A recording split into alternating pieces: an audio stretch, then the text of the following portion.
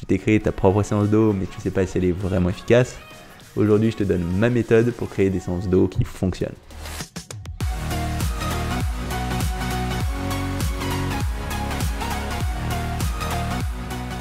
Salut, c'est Nico et bienvenue dans un nouveau type de vidéo. Parce que j'ai décidé de lancer une mini-série où en fait je vais t'expliquer comment je structure mes séances pour chaque muscle. En fait, comment j'organise mes exercices les uns après les autres pour avoir des séances efficaces. Parce que ce que je me suis rendu compte avec les mails que je reçois, c'est qu'il y a plein de personnes qui m'envoient leur programme. Ce que je te conseille pas de faire, ça me prend trop de temps, j'ai pas le temps d'y regarder dans le détail. Ceci dit, de temps en temps, j'y jette un petit coup d'œil. Et ce que je vois très souvent, c'est des exercices qui sont redondants, qui sont pas très efficaces. Et je vois que malgré un niveau parfois assez avancé de ces personnes-là, ils ont du mal à voir comment enchaîner leurs exercices et ce qui va faire une bonne ou une mauvaise séance pour un muscle particulier. Du coup, je me suis dit que ça pourrait être intéressant de vous donner des idées de comment structurer ces séances. Et j'ai décidé de faire là, dans les semaines qui viennent, une petite série où chaque semaine, je vais t'expliquer pour chaque muscle quelle est la structure que je privilégie moi, comment j'enchaîne mes exercices pour en retirer un maximum de résultats. Et pour commencer cette mini-série, je voulais commencer avec le dos, parce que c'est un des muscles sur lequel avoir une bonne structure de séance, ça fera peut-être le plus de différence. En tout cas, ça m'a beaucoup aidé moi personnellement. Et du coup, pour voir ça, on va commencer par un petit peu quelle est l'anatomie de ce dos, parce que ça va pas mal conditionner quels sont les exercices qu'on va utiliser ensuite. Ensuite, on va aller regarder quelle est en soi la structure de ces exercices, quel type d'exercice enchaîner à quel moment, et après je te donnerai des exemples concrets, donc deux types de séances pour voir concrètement comment utiliser ces principes là pour construire une séance efficace, avec une séance qui sera plus ciblée autour de la largeur du dos levé et une séance qui sera plus centrée autour de l'épaisseur. Donc on va commencer par parler anatomie de ce dos, et j'ai tendance à le découper arbitrairement en trois grandes parties. La première partie, c'est ce que j'appelle l'épaisseur du dos. C'est tout ce qui va être rhomboïde et trapèze principalement, ce qui va être lié au fait de bouger les omoplates, que ce soit d'avant en arrière, du haut vers le bas. À partir du moment où tu vas avoir ce genre de geste, ce mouvement des omoplates, tu vas avoir essentiellement cette épaisseur qui va jouer. Donc par exemple, typiquement, quand tu vas faire des shrugs, ça va être que les trapèzes qui vont travailler. Quand tu vas faire du tirage à la poulie où tu vas bouger tes omoplates d'avant en arrière, là, ça va être majoritairement encore cette épaisseur qui va jouer, peut-être un peu plus les rhomboïdes. Donc ça va être la partie du dos qui va être associée à ce mouvement et cette stabilisation des omoplates. Ensuite, il va y avoir la partie haute du V, donc ça va être tous les petits muscles qui vont créer cet ensemble juste sous tes épaules. Donc il va y avoir tout ce qui est grand rond, petit rond, infraépineux, et ces muscles-là, ils ont plus tendance à rentrer en jeu quand tes omoplates restent fixes, mais que tu vas bouger tes coudes soit du haut vers le bas, d'avant en arrière, en ayant ces coudes plutôt loin de tes hanches et plutôt proches de tes épaules. Donc l'exercice d'isolation typique, ça va être tout ce qui est tirage à la poulie haute avec une prise large et les coudes vers l'extérieur en gonflant ton torse avec ces omoplates bien fixes. Là, tu vas avoir vraiment cette partie haute du V qui va travailler. Aussi, ça va être par exemple le cas du tirage horizontal avec une prise large quand tu vas garder tes omoplates fixes tirées en arrière. Là, ça va être encore pas mal ce haut du V qui va travailler, même si tu vas avoir un petit peu d'épaisseur, tu as toujours un petit peu de mouvement au niveau de tes omoplates. Donc ça, c'est pour la partie haute. Et enfin, la dernière grande partie de mon découpage arbitraire, ça va être tout ce qui est bas du V, bas de la largeur du dos, et ça va être essentiellement composé de ton grand dorsal. Et dans ce cas-là, ce grand dorsal, il va surtout travailler quand tu gardes tes omoplates fixes, encore une fois, mais que tu vas avoir les coudes plutôt près du torse. Donc par exemple, quand tu fais du rowing à l'haltère ou par exemple du rowing meadows avec la main près de tes hanches, ça va être surtout ce grand dorsal qui va travailler si tu le fais correctement. Mais ça va être aussi le cas si tu fais du tirage assis à une main par exemple, avec le coude relativement proche de tes hanches, ça va être surtout ce bas du V qui va être en fait le gros de ton V. Donc ça va être le muscle sur lequel on veut mettre le plus accent si ton but c'est d'avoir de la largeur. En fait, c'est la partie haute de la largeur qu'on a vu avant avec tout cet ensemble de petits muscles, elle sera peut-être un petit peu moins importante quand il s'agit de vraiment avoir une carrure large. Ce sera surtout ce grand dorsal, cette partie basse du V qui fera la différence. Du coup, ce sera important de travailler sur tous ces plans si tu veux réussir à bien développer ton dos. Et ce qui va pas être forcément évident, c'est qu'à la fois il s'agit d'un ensemble de beaucoup de muscles, ça fait pas mal de masse musculaire et ce sera du coup intéressant d'utiliser de gros exercices relativement lourds pour bien tout stimuler, et en même temps on va avoir pas mal d'angles différents, donc ce sera important d'avoir suffisamment de variété sur la position de tes coudes, sur l'écartement de tes mains, sur les angles que tu vas utiliser pour bien stimuler tout l'ensemble de son dos. Donc ça va être un des muscles sur lequel la structure lors de tes exercices sera le plus important. Donc sans plus attendre, on va se lancer sur quelle est la structure typique que j'utilise quand je fais ces séances dos. Et en général, la première chose que je vais utiliser, c'est ce que j'appelle un exercice d'activation. En fait, l'idée c'est à chaque séance dos, je vais essayer de mettre plus ou moins l'accent sur la largeur ou sur l'épaisseur. Je vais faire les deux, je vais travailler largeur et épaisseur, mais il y a toujours un accent que je vais travailler un petit peu plus, que je vais mettre en début de séance, sur lequel je vais mettre un petit peu plus lourd. Donc en général, je vais faire une séance où je vais travailler surtout la largeur, un petit peu l'épaisseur, puis une séance où je vais travailler surtout l'épaisseur, un petit peu la largeur. Comme ça me permet de travailler le dos avec plus de fréquence sans entrer en surentraînement et d'avoir un développement bien complet. En tout cas, ça me permet d'avoir un développement plus complet que si je me concentrais toujours sur le même angle. Et du coup, si par exemple je décide de faire une séance largeur, mon exercice d'activation, ça va être un exercice d'isolation que je vais faire en général à la poulie, sur lequel je vais mettre léger et qui va cibler essentiellement cette largeur. Et ce que ça va faire, c'est que quand ensuite je vais utiliser mes gros exercices, ce sera plus facile pour moi de recruter cette largeur, ou à l'inverse, si j'ai fait un exercice d'activation qui mettra plus accent sur l'épaisseur, quand je vais faire mes gros exercices, je ciblerai mieux l'épaisseur. Donc en fait, cet exercice d'activation, il va me permettre de me refamiliariser avec la contraction des muscles que j'ai le plus envie de solliciter sur cette séance. Donc l'idée, c'est vraiment de se concentrer sur une contraction volontaire, d'avoir un étirement et une contraction de qualité, mais pas de mettre lourd. On va essayer de garder l'attention bien tout du long. Et en général, je ferai 2 à 3 séries avec 12 à 20 répétitions selon le type d'exercice. Alors pour te donner rapidement 2 exemples, dans le cas d'un entraînement, je vais mettre l'accent sur la largeur. J'aime bien faire du tirage assis horizontal à un bras. En général, ce que je vais faire, c'est que je vais même pas utiliser de poignet, mais je vais mettre mes straps et je vais faire passer la lanière directement dans le mousqueton. Ça me permettra d'avoir une prise neutre et d'avoir la main proche de mes hanches. Comme on l'a vu, le fait d'avoir la main proche de mes hanches, ça permet de mieux cibler la largeur de mon dos. Et comme ça, je vais faire un geste contrôlé d'avant en arrière, encore une fois avec peu de poids.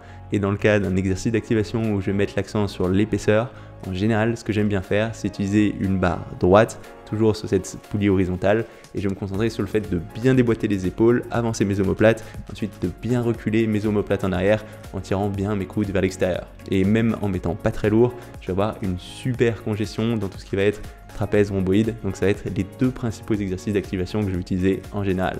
Donc une fois que j'ai fait cet exercice d'activation, je vais commencer ensuite par un gros geste de rowing. Et en fait, l'intérêt de ce geste de rowing, c'est qu'il va me permettre de solliciter tout l'ensemble du dos en mettant relativement lourd. Donc je vais augmenter petit à petit le poids. En général, je vais faire ça de façon progressive.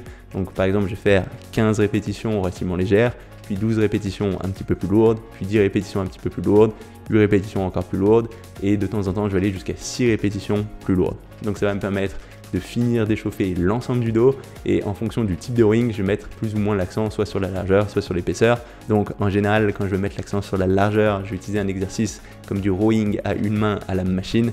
C'est un exercice que j'aime beaucoup puisque le fait d'avoir cette machine très stable, ça va me permettre de vraiment m'assurer d'avoir le coude près des hanches et de me concentrer sur la contraction dans le bas de mon grand dorsal. Après, si tu n'as pas cette machine, tu peux aussi faire du rowing meadows, où là, ce que tu vas faire, c'est bloquer une barre dans un coin, mettre relativement léger, essayer d'utiliser des petits disques pour avoir un maximum d'amplitude. Si tu as des gros disques, ça va taper par terre. Et ensuite, je vais faire ce geste de rowing où, encore une fois, je vais positionner mon corps de sorte à avoir la main proche de mes hanches. Donc ce sera le gros exercice de rowing dans le cas de la largeur. Et dans le cas de l'épaisseur, ce que j'aime bien faire, c'est tout simplement du rowing en pronation. Ça va être extrêmement efficace, ça va vraiment permettre d'isoler l'épaisseur du dos en travaillant aussi tout le reste. Ça va faire monter du sang dans l'ensemble de son dos. Ou ce que tu peux faire, si tu as du mal à stabiliser tes poids, c'est le faire à la machine Smith. Ce sera aussi un très bon exercice. Et comme ça, on va commencer plutôt léger avec beaucoup de répétitions pour finir de faire monter le sang et être sûr de ne pas se blesser, finir de s'échauffer. Et ensuite, petit à petit, de série en série, en prenant pas mal de repos, 1 minute 30 à 2 minutes, on va monter vers des charges plus lourdes jusqu'à finir avec des charges qui te challenge vraiment avec 8 à 6 répétitions en général. Donc une fois qu'on a fait ce deuxième exercice, on va passer au troisième exercice qui va être cette fois un tirage vertical, où là l'intérêt de ce tirage, ça va être de complètement étirer l'ensemble du dos, parce qu'une fois qu'on a fait ce geste de rowing, on a bien ciblé tout l'ensemble, on a fait monter du sang dans tout ça, et une chose qui est intéressante de faire quand on a accumulé pas mal de sang dans un groupe musculaire en musculation, c'est d'étirer ce groupe musculaire, et c'est particulièrement vrai dans le cas du dos. Du coup là l'idée, ça va être vraiment de se concentrer sur l'étirement de l'ensemble du muscle, et tu vas faire ça dans le cas de la largeur avec des exercices comme des tractions. Après, attention, les tractions, c'est des exercices qui sont relativement durs à faire si tu commences en musculation, que ton poids du corps, c'est pas du tout négligeable. Et si tu veux pas te retrouver à tricher, notamment avec tes biceps, il vaut peut-être mieux que tu commences par du tirage à la poulie haute en prise large. D'ailleurs, c'est un exercice que je continue à faire aujourd'hui, je le trouve très bien. C'est une très bonne alternative à ces tractions. Les tractions, c'est pas du tout obligatoire. Il y a des gens qui en retirent de très bons résultats et il y a des gens qui en ont pas du tout besoin. D'ailleurs, moi, c'est un exercice que je fais relativement rarement. Donc tu peux faire soit ces tractions, soit ce tirage à la poulie haute en prise large si ton but c'est de mettre l'accent sur la largeur. Soit si ton but c'est de mettre l'accent sur l'épaisseur, ce que j'aime bien faire, c'est du tirage encore une fois à la poulie haute en prise serrée, mais avec les coudes un petit peu vers l'extérieur et en tirant cette poignée vraiment vers le haut de mon torse. Et de cette façon, je vais réussir à cibler tout le dos, mais à vraiment tirer dans les rhomboïdes, dans les trapèzes. Ça me donnait d'excellentes sensations. Donc c'est vraiment quelque chose que j'aime personnellement. Je sais pas si c'est quelque chose qui se fait trop en dehors de ce que moi je fais, mais je sais que ça a donné pas mal de résultats aux gens que j'ai un peu suivis, donc n'hésite pas à mettre ça en place. En termes de séries et de répétitions, en général, je vais faire 2 à 4 séries sur cet exercice et être autour de 8 à 12 répétitions. Parce qu'on veut un poids qui soit raisonnablement lourd pour bien étirer tout l'ensemble de ses muscles.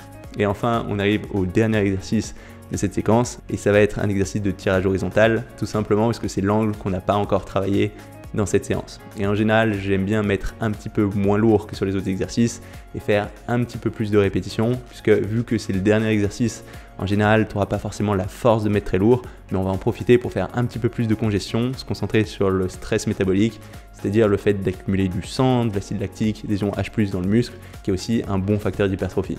Donc dans le cas d'une séance qui met l'accent sur la largeur, là pour le coup, j'aime bien utiliser un exercice qui met l'accent sur l'épaisseur, parce que vu que jusque là on n'utilisait que des exercices qui mettent l'accent sur la largeur, ça peut être intéressant de finir en travaillant l'autre angle, même si c'est pas celui sur lequel on met l'accent. En général, je vais faire ça à la poulie assise horizontale, où je vais utiliser une corde avec les coudes plutôt vers l'extérieur. Donc ça va me permettre d'avoir un bon étirement, une bonne contraction, et je vais me concentrer sur le fait de déboîter les épaules vers l'avant, puis de les reculer un maximum vers l'arrière pour faire travailler donc l'épaisseur de ce dos. Et du coup, concernant la séance où on veut mettre l'accent sur l'épaisseur, là, à l'inverse, on va utiliser un exercice qui met plus l'accent sur la largeur. Donc en général, ce que je vais faire, ça va être l'équivalent de mon exercice d'activation dans le cas de la séance où on met l'accent sur la largeur. Et ce que je vais faire, c'est ce tirage assis à la poulie horizontale à une main en faisant autour de 12 à 20 répétitions, en me concentrant vraiment sur la qualité de ma contraction. Parce que comme j'ai dit, on est en fin de séance, donc c'est pas le moment où on va mettre le plus lourd. Il vaut mieux se concentrer sur le fait d'avoir une contraction de qualité, d'accumuler ce sang, cet acide lactique. Et voilà, ça va être tout pour cette séance. Une fois que tu as tous ces enchaînements, tu auras une séance dos efficace. Donc en résumé, on va commencer par un exercice d'activation qui va travailler l'angle sur lequel on veut mettre l'accent au cours de cette séance. Ensuite, on va enchaîner sur un gros exercice de rowing qui va aussi mettre l'accent sur cet angle. On va faire ensuite un gros exercice de tirage vertical pour complètement étirer ces muscles dans lesquels normalement on doit déjà avoir une bonne congestion, toujours en attaquant l'angle sur lequel on veut mettre l'accent. Et on va finir par un exercice de tirage horizontal où cette fois, on va travailler l'autre angle et on va faire un peu plus de répétitions en se concentrant plus sur notre qualité d'exécution. Après, si tu travailles le dos avec beaucoup de fréquence, ce que tu peux faire, c'est découper les différents aspects de cette séance au fil de ta semaine. Donc par exemple, en full body, tu peux commencer ta séance lourde du lundi en faisant un gros exercice de rowing, ta séance intermédiaire du mercredi en faisant l'exercice de tirage vertical et finir ta semaine le vendredi avec plus de répétitions, plus avec des charges légères en volume, en se concentrant sur cet exercice de tirage horizontal d'avant en arrière. Donc c'est une structure qui convient parfaitement à l'échelle d'une seule séance, mais que tu peux aussi découper en différents bouts et étaler au fil de ta semaine, même si je te conseille de refaire à chaque fois l'exercice d'activation au début de chacune de ces séances. En général, ça fait une bonne différence, tu arriveras mieux à isoler les bons muscles. Et maintenant, je voulais te donner 2 exemples concrets pour voir dans les faits ce que ça donne. Alors tout d'abord, je voulais te donner un exemple de séance qui met l'accent sur la largeur du dos. Donc dans ce cas, on va commencer par un exercice d'activation qui va être le tirage horizontal à une main avec le coude proche de tes hanches et en gonflant bien le torse pour vraiment isoler cette largeur du dos. On va faire 2 séries de 15 répétitions. Ensuite, on va passer à notre gros exercice de rowing qui sera du rowing médose. Donc ce qui est important ici, ça va être de bien bloquer la barre dans un coin, d'utiliser des plaques qui sont pas trop grosses pour avoir une bonne amplitude. À partir de là, tu vas essayer de te pencher le plus possible avec le dos droit, voire légèrement creusé pour essayer d'être presque parallèle au sol. Tu vas attraper cette barre au bout, essayer d'avoir la main proche de tes hanches et tu vas faire ce geste de rowing en te concentrant sur le geste de ton coude que tu veux ramener le plus haut possible, comme si tu voulais le rentrer dans ta hanche. Et ce que tu vas faire, c'est augmenter progressivement ta charge. Commencer avec 15 répétitions relativement légères, passer ensuite à 12 répétitions plus lourdes, ensuite à 10 répétitions plus lourdes et finir à 8 répétitions encore plus lourdes. Donc ensuite, on va passer au 3e exercice qui va être du tirage à la poulie haute en prise large. Là, ce qui sera important, ce sera de bien gonfler ton torse, creuser ton bas du dos et garder tes coudes vers l'extérieur. Tu te concentreras sur le geste de tes coudes et tu vas réaliser l'équivalent de 3 séries pour 10 à 12 répétitions maximum. Et enfin, on passe à notre dernier exercice qui va être cet exercice de tirage horizontal d'avant en arrière, où là ce que je te conseille de faire c'est d'utiliser une corde, de bien déboîter tes omoplates en avant et de bien les remboîter, les reculer un maximum en arrière avec les coudes relativement hauts et de réaliser comme ça 3 séries de 15 répétitions et on aura fini cette séance qui met l'accent sur la largeur du dos. Ensuite, je vais donner un exemple qui met l'accent cette fois sur l'épaisseur du dos. Ce qu'on va faire cette fois comme exercice d'activation, ça va encore se passer à la poulie horizontale, mais cette fois, on va utiliser une barre droite. Ce que tu vas faire, c'est que tu vas la prendre avec un écartement des mains qui sera à peu près l'écartement de tes coudes. Et ce qui sera vraiment important, c'est de te concentrer sur le fait de déboîter tes épaules en avant, puis de les remboîter en arrière en tirant le plus possible tes omoplates et en gonflant le torse. Et comme ça, même avec un poids léger, tu vas bien sentir l'épaisseur de ton dos. Et en faisant 2 séries de 15 répétitions, tu auras une très bonne congestion dans l'épaisseur de ce dos. Ensuite, on va passer sur un rowing en pronation que tu peux faire aussi à la machine Smith. Donc là, on commencera par une série légère de 15 répétitions. On montera un petit peu le poids, on prendra 1 minute 30 de repos et on fera 12 répétitions. On augmentera encore le poids et on prendra cette fois 2 minutes de repos et on fera 10 répétitions. On augmente encore le poids, on prend 2 minutes de repos et on fait 8 répétitions. Et si tu te sens, si tu as encore du jus, tu peux encore monter le poids et faire une dernière série plus lourde à 6 répétitions une fois que tu as pris tes 2 minutes de repos. Et ensuite, on passe à notre 3e exercice qui est notre exercice de tirage vertical. Là, ce que je te conseille de faire, c'est du tirage donc à la poulie haute avec une prise serrée, où là, l'important, ce sera d'être légèrement penché en arrière et de tirer cette poignée vers le haut de ton torse en reculant un maximum tes omoplates. Et ensuite, quand tu étires le muscle, tu essayes d'avancer aussi au maximum ces omoplates vers le haut pour bien sentir ces trapèzes. Et tu pourras faire comme ça 3 séries de 12 répétitions sur cet exercice. On arrive ensuite au dernier exercice qui va être le tirage horizontal, où là ce que tu peux faire c'est ce tirage horizontal à une main et tu pourras réaliser comme ça 3 séries de 12 à 15 répétitions pour finir cette séance. Donc voilà, ça c'est juste 2 exemples types de ce que tu peux faire, mais à partir du moment où tu gardes cette structure, exercice d'activation, exercice de rowing, tirage vertical, tirage horizontal, en général, c'est des choses qui vont plutôt bien marcher pour tes dorsaux et normalement, tu ne devrais pas avoir trop de problèmes autour de tout ce qui est exercice redondant et tu devrais bien travailler tout l'ensemble de ton dos. Encore une fois, c'est pas la seule façon de faire, il y a plein d'autres structures de séances qui marchent très bien aussi. Je sais juste que de façon générale, c'est quelque chose qui marche sur la plupart des gens. Et si aujourd'hui tu sais pas trop comment organiser tes séances ou si tes séances elles marchent vraiment, il faut pas hésiter à utiliser ces structures préfaites. En général, ça marche relativement bien. Pour t'aider à te faire une idée de comment tout ça fonctionne, je t'ai aussi préparé un petit PDF où je t'ai mis plusieurs exemples de séances qui utilisent ces principes et d'autres principes pour donner une idée de quel type de séance dos tu peux construire de façon efficace. Donc si ça t'intéresse, n'hésite pas à aller télécharger ça maintenant en cliquant sur la petite icône qui va apparaître ou sur le lien dans la description sous cette vidéo. D'ailleurs, si jamais cette vidéo t'a plu, n'hésite pas à mettre un petit pouce bleu ou un petit commentaire. En particulier, si tu as des ressources ou des expériences en lien avec ce thème, je pense que ça peut intéresser tout le monde. Si tu n'es pas encore abonné à ma chaîne YouTube, n'hésite pas à le faire maintenant pour savoir quand je sortirai de nouvelles vidéos. Notamment, je vais sortir les autres épisodes de cette mini-série où je vais expliquer comment structurer une séance pec, une séance biceps, une séance triceps, une séance quadriceps, une séance ischio. Je pense que je vais faire à peu près tous les muscles. Donc si tu veux pas arrêter ça, n'hésite pas à t'abonner maintenant. C'est tout pour aujourd'hui et on se retrouve très rapidement. Salut!